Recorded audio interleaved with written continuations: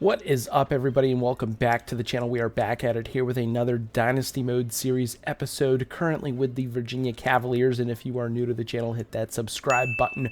We are into the last episode of this season, regular season, I should say, and it has been a tough one. Last episode, we lost to Stanford 14-6. We lost to Georgia Tech 17-14, and we've got two tough games here. Virginia Tech has actually dropped out of the top 25 as well, losing, I'm assuming, the last three games that they've played, but they were ranked at number 5 at some point in this season. Syracuse all the way up to number 1, but we got a tough test against Washington State in hopes that we then find our own head coaching position. So without further ado, guys, let's go ahead and get into this game. We're at Washington State, so let's see if we can come away with a win away from home. For some reason, I screwed up the simulation. We are only up 7-0 starting in the second quarter, so the boys are playing well today, it looks like, against Washington State, and the defense has decided to show up.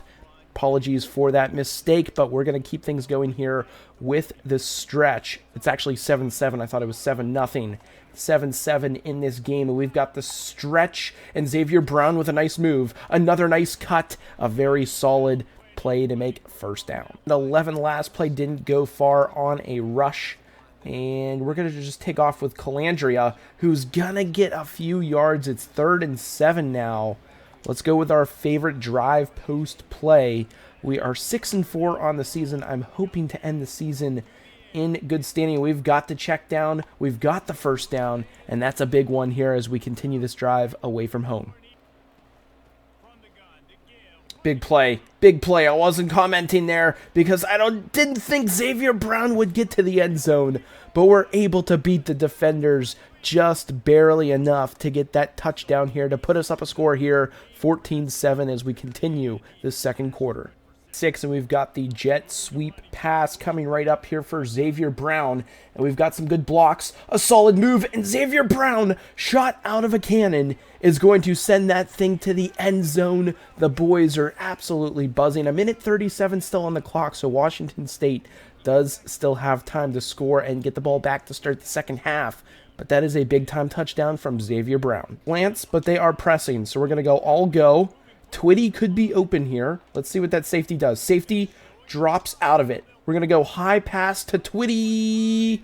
Possession catch. He's tackled into the end zone, and that is another score for the Virginia Cavaliers here in Washington, up 28-7, soon to be 28-7.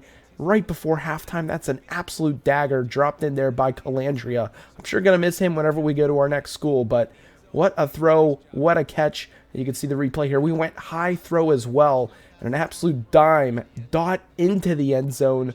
What a pass. They're stacking the box here on 3rd and 1, and we're going to try to hit the check down or just take off with Calandria. Ooh, I should have just went for the first down. I was trying to get greedy there.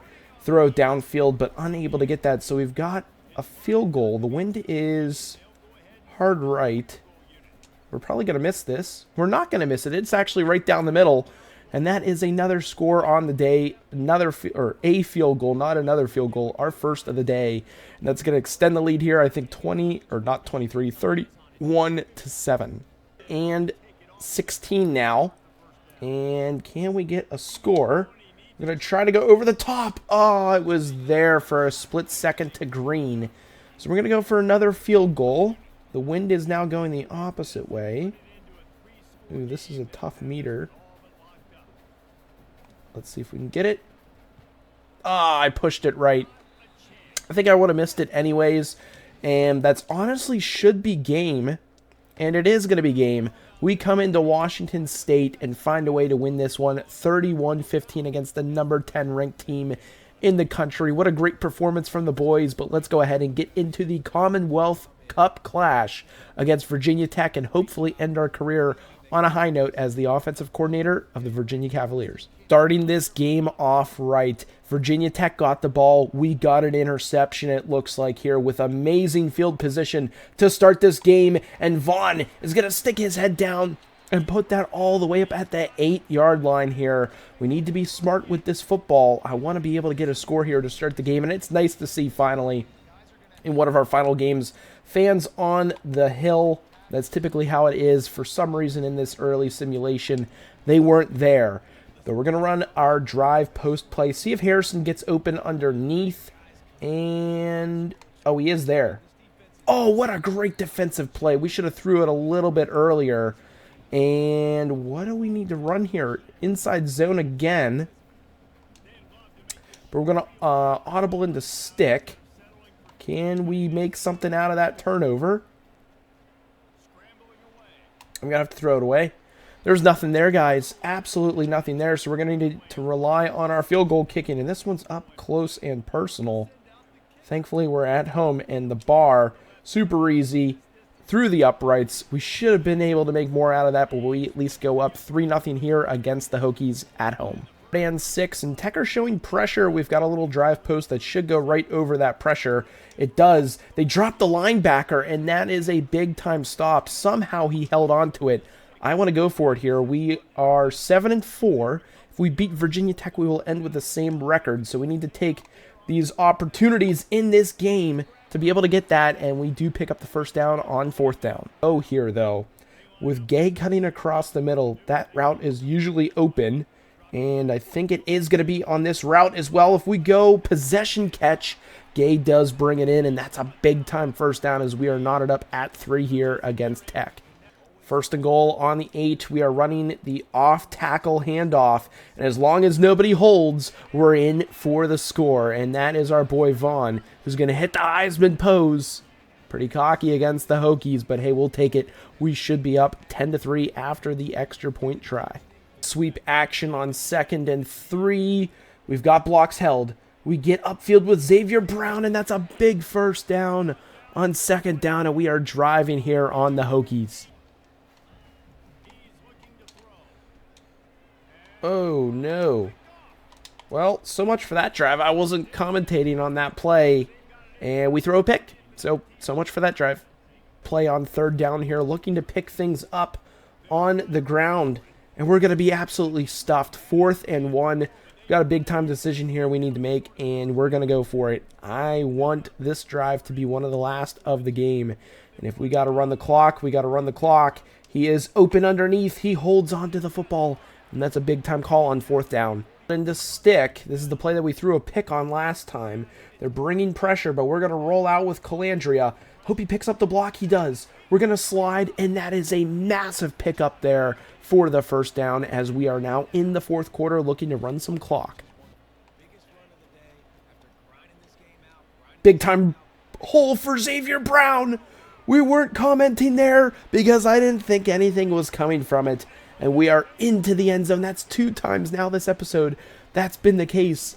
And somehow, some way, we're in November and people are wearing short sleeve shirts in Charlottesville, Virginia. That's absolutely crazy. But you can see the replay here. A bad read there by number 27. And Brown puts his head down and runs downhill. 18, not fast enough to get there. Massive touchdown.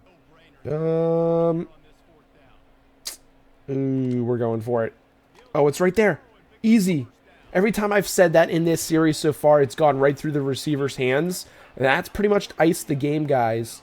We don't need to run, technically, another play after this. We have defeated the Virginia Tech Hokies here on home field in Scott Stadium. And that's going to make us 8-4 heading to the postseason. Hopefully we don't have to play another game with UVA. That could have been our last, as we're going to simulate up to the off season here, or postseason. We might end up being ranked, as we just finished off beating 2 ranked opponents in this season finale, winning the Commonwealth Cup here. Awesome stuff. We have 40 series wins now as a university, which is awesome, but let's go ahead and simulate and see what kind of coaching jobs we have to work with. So it looks like UVA, we've been able to get the Boca Raton Bowl against UAB. Kind of a toilet bowl if you ask me. But view job offers, that's what we're here for. Let's see where we're looking. Oh boy, that's not... 2 offensive coordinator positions. No head coaching offers. We have 2 offensive coordinator openings. We could go to the SEC. And I know someone said that you can get to week 2 and have the option to have a coaching opportunity, to be quite honest, I'm not too worried about this bowl game. I feel like we should be able to win it. I'm going to simulate through this bowl game. I know that's kind of crazy, but I've honestly played enough with University of Virginia. We have gotten the W. We won the bowl game. And now it's a matter of, I think at this point, I'm taking any job to move on. We've done our bidding here at the University of Virginia, and we do have head coaching offers right here, right now, guys. We've got, they're all job downgrades, which is quite interesting. And we've got 2 MAC schools. You know, Bowling Green wouldn't be a bad shout. Charlotte, I don't want to... We could stay... They are in the American. Are there any other openings out there? There are a few head coaching spots out there, but we're not gonna be able to get any. We've got to be a head coach somewhere else. Nevada, I feel like isn't worth it, but we are their top option. Bowling Green, we could sign a contract with Bowling Green. They had 9 wins this past season. So let me take a look here. I'm thinking this is going to be between... Oh, then Nevada could be interesting as well. They've been 8-5 the past 2 seasons. Let's take a look at Charlotte. They were 9-5 this year. We would be staying on the East Coast. But I feel like playing in the MAC would be fun, especially with Bowling Green. We've got the orange already. We can keep our orange shirt around. Let me go ahead and take a look at what Bowling Green has for a roster, as well as Charlotte. I think those are the 2 teams I would want to go for in this instance. So let's take a look right now. Look at Charlotte position by position. They do have a solid quarterback, junior, 82 overall, which is quite nice. They are in the American. They went 7-1 in conference. It's a pretty solid conference as well. Running back room, it does look like they're going to be losing their top 2 running backs. They do have a injured red shirt player possibly, which could be nice to work with. Taron Kellerman, who's that top quarterback? Mr. Max Brown, not Mac Brown, Max Brown. Quite interesting. At the wide receiver room, they've got some pretty solid receivers. 86 and 83, the depth isn't the best. Tight end room, they've got a young, I was about to say young up-and-coming tight end, but this guy does have some pretty solid physicals. Lakota Dupree, it looks like. Offensive line, senior, kind of bummer there. We got a junior left guard, junior center, who's absolutely terrible. That's not good at all. Oh, their main center got injured, that's why, so... He's got the red shirt. He'll be back next year. We've got a decent right guard and an okay right tackle. Defensively, they've got a freshman 81 left end. That's pretty darn good. Right end is going to be pretty weak. Defensive tackle is going to be very solid. Linebacker position, pretty weak if you ask me. Only a couple 80s, and one of them is a senior. Cornerback room is pretty weak.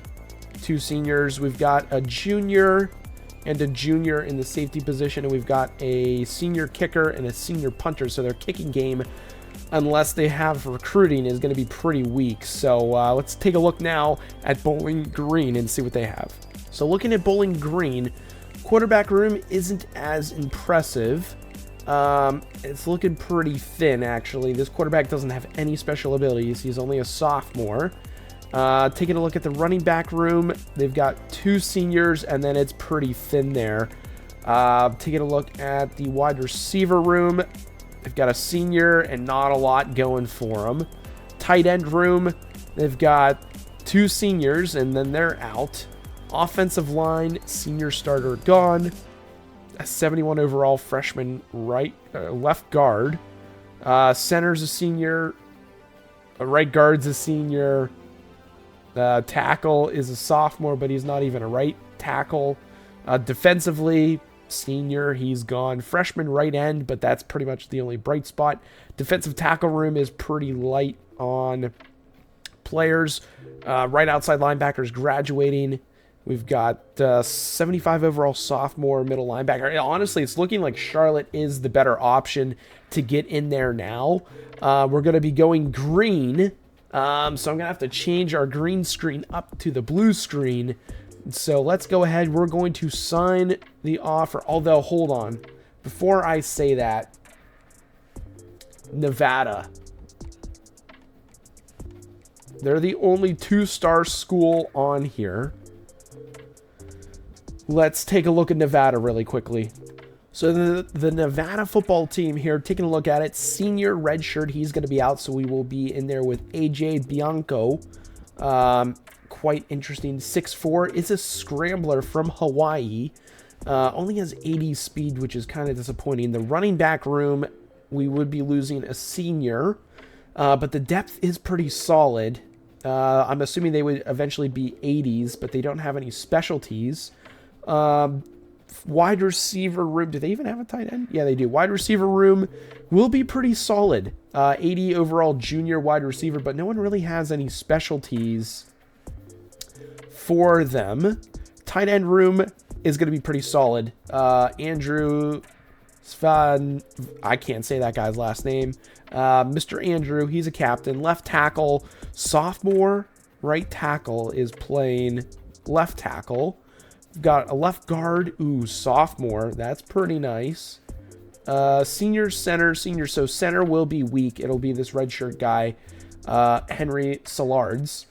A right guard, we've got an 81. The left guard and right guard seem to be mismatched, but they are young, which is very solid. Right tackle is weak. They have a 59 overall right tackle, which kind of sucks. Defensively, 80 overall junior and freshman. Right end, Nevada's looking pretty nice. Very young, very solid defensive tackle room. Linebackers, we will be losing senior right outside linebacker who's playing left outside linebacker. But we do have a sophomore right behind him at 75 overall and 76 overall. Middle linebacker, 81 overall, is going to be a senior. Oh, man. This team has a little bit more promise to it. I think Charlotte is the team right now for next year that would be solid, but I think we're going to be sticking around for maybe 1 or 2 seasons. Safeties are a little weak looking at it, but they do have a freshman kicker and a senior punter, so hopefully they're bringing somebody in. They do have a redshirt sophomore punter, so they are good there. Honestly, I think the move is going to be to go to Nevada. The promise, I think, for the future is there. Charlotte, I think they're a team that can win some games next year, and we are Nevada's top pick. So we are going to be signing with the Nevada, what are they, Wolfpack? Sign the contract, boys. We are now the head coach. New job begins following the national championship game. Beautiful stuff there. I'm extremely excited. Honestly, happy that we've got our new home heading to Nevada. So I'll simulate up to when we get to the off season. We'll set our schedule. We'll look at our player upgrades, change player positions, and we'll do all of that together here. Currently now with Nevada, we've got some players that we need to persuade to come back, and we're going to lose our top receiver. He is leaving. He's transferring. And then we've got a freshman Walter guy who are trying to persuade to stay, and they're both going to be leaving. So that's a big hit, losing that junior wide receiver, Bert Bachmeyer. Tiger Bachmeyer, that would have been a sick name. He's entering the transfer portal. That is quite a blow to the squad. That is a little tough as we advance to the next week, losing a player of that caliber. I'm surprised we haven't gotten our off-season bump of XP. Transfer portal off-season recruiting. Did we have anybody go to the draft? Technically speaking, a 7th rounder in that right outside linebacker. And I'm curious if UVA had anybody go to the draft. I don't know if they would have. I don't think we really had anyone good enough to go to the draft, but let's see if anyone did. Mr. Twitty went in the 7th round in the draft, so good for him, happy for him. And now we need to take a look at the transfer portal. And looking at it here, I'm really intrigued to see where we're at. Mountain West Conference, we are currently the 78th best recruiting class in the country, which is not great. We're above average for the conference as a whole, but not great in general. We've got some players here that we need to try to bring in. And where's our recruiting board? Okay, give me a second here. We'll figure some things out and get things going in the right direction here with the recruiting board. And as we simulate forward through this last week of recruiting, we do get Latuli, right outside linebacker, 3-star. We get David Easton, left outside linebacker, 3-star. We get Julian Sayin, who is probably going to be our starting quarterback, 3-star. RJ Scroggins, right tackle, 3-star as well. Another 3-star wide receiver, and it was a pretty solid class. We missed out on getting Mr. Henry Davis III, unfortunately, but we do get a nice little level up there of 10 XP points for the squad. And when it comes to National Signing Day, I'd be intrigued to see where we finish up nationally. Just looking at our conference, we moved all the way up into 3rd for our conference. A total of 28 signings, making it the 63rd ranked class. Better than Boise State, which I find to be pretty crazy if you ask me. But I'm going to go ahead and end the episode right there, guys. I will get to the position changes and things like that, and I'll show you guys our depth chart at the start of the next episode. But if you guys did enjoy it, hit that thumbs up, hit the subscribe button if you guys are new. Welcome to the Wolfpack, and we will see you guys in the next episode as we take on this new journey with Nevada.